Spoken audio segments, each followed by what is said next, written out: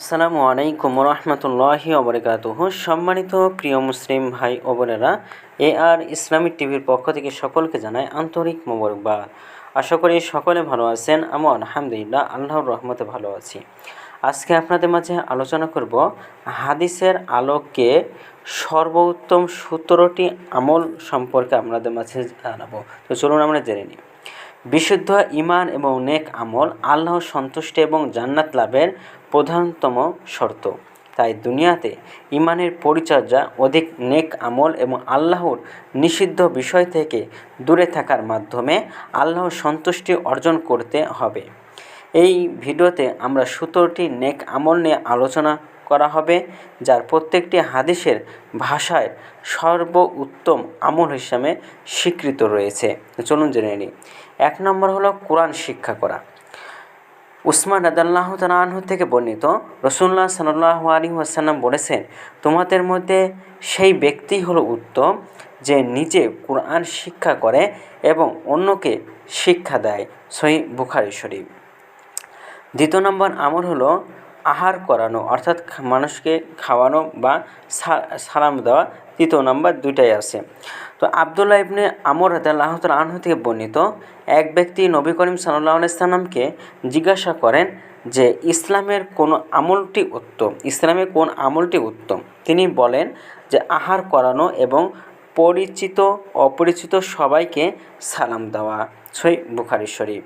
এবং 4 নম্বর আমল হলো পরিবারের সঙ্গে উত্তম আচরণ করা।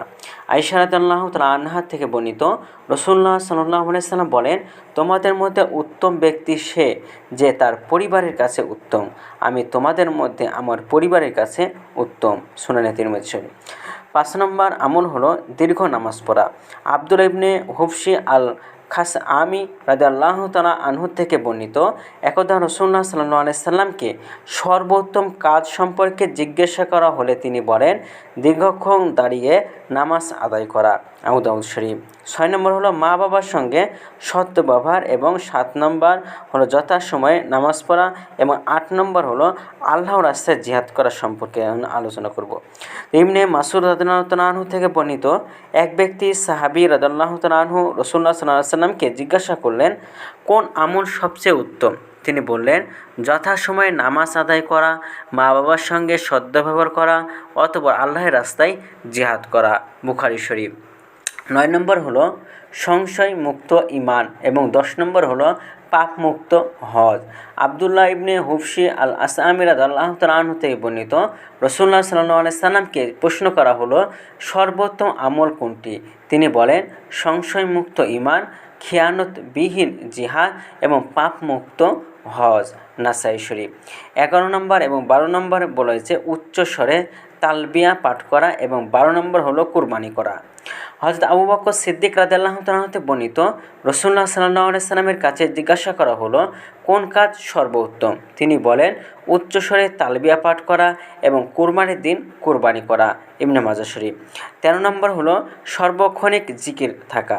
আব্দুল ইবনে বুসর রাদিয়াল্লাহু তাআলা আনহু বলেন, একবার এক বেদুইন রাসূলুল্লাহ সাল্লাল্লাহু আলাইহি সাল্লামের কাছে এসে জিজ্ঞাসা করল, সর্বোত্তম ব্যক্তিকে? তিনি বললেন যে সৌভাগ্যবান ওই ব্যক্তি যে দীর্ঘ হায়াত পেয়েছে এবং যার আমল নেক হয়েছে। সেই ব্যক্তি আবার জিজ্ঞাসা করল, হে আল্লাহর রাসূল, কোন আমল সর্বোত্তম? তিনি রাসূলুল্লাহ সাল্লাল্লাহু আলাইহি ওয়াসাল্লাম বলেন, তুমি যখন দুনিয়া ছেড়ে চলে যাবে তখন তোমার মুখে আল্লাহ জিকিরত থাকবে। মুসনাদে আহমদ শরীফ। এবং 14 নম্বর হলো নামাজে বিনয়ী হওয়া। বিনয়ী শব্দের বিপরীত হলো অহংকার। অহংকার থেকে মুক্ত ইবাদতই আল্লাহ কবুল করেন।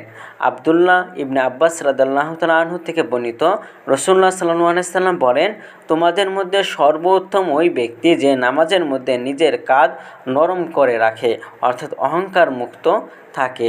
সুনানে আবু দাউদ শরীফ। এবং 15 নম্বর হলো চরিত্র সুন্দর করা, অর্থাৎ চরিত্র মানুষের অমূল্য সম্পদ। এই অমূল্য সম্পদ অর্জনে সুন্দর চরিত্র গঠনের বিকল্প নেই।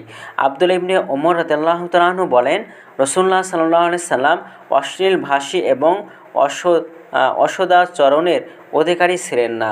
তিনি বলতেন, নিশ্চয় তোমাদের মধ্যে সর্বোত্তম ব্যক্তি সে যার চরিত্র সবচেয়ে সুন্দর। সহিহ বুখারী শরীফ। এবং 16 নম্বর হলো ফজরের 2 রাকাত সুন্নত নামাজ পড়া। আয়েশা রাদিয়াল্লাহু তাআলা আনহা থেকে বর্ণিত, রাসূলুল্লাহ সাল্লাল্লাহু আলাইহি সাল্লাম বলেন, ফজরের 2 রাকাত সুন্নত দুনিয়া এবং তার মধ্যে যা কিছু আছে তার থেকে উত্তম। সহিহ মুসলিম শরীফ। এবং 17 নম্বর হলো প্রথম ওয়াক্তে নামাজ, অর্থাৎ উম্মে ফারওয়া রাদিয়াল্লাহু তাআলা থেকে বর্ণিত, তিনি বলেন, রাসূলুল্লাহ সাল্লাল্লাহু আলাইহি সাল্লামকে উত্তম আমল সম্পর্কে জিজ্ঞাসা করা হলে তিনি বলেন, ওয়াক্তের প্রথম ভাগে নামাজ আদায় করাই হলো সর্বোত্তম হলো আমল। আল্লাহ তাআলা মুসলিম উম্মাহকে উল্লেখিত গুণগুলো অর্জন করা এবং ইখলাসের সঙ্গে নিয়মিত আমলগুলো করার তৌফিক দান করুন, আমিন। তো ভিডিওটি ভালো লাগলে অবশ্যই চ্যানেলটি সাবস্ক্রাইব করে পাশে থাকবেন। ধন্যবাদ সকলকে। আসসালামু আলাইকুম ওয়া রাহমাতুল্লাহি ওয়া বারাকাতুহু।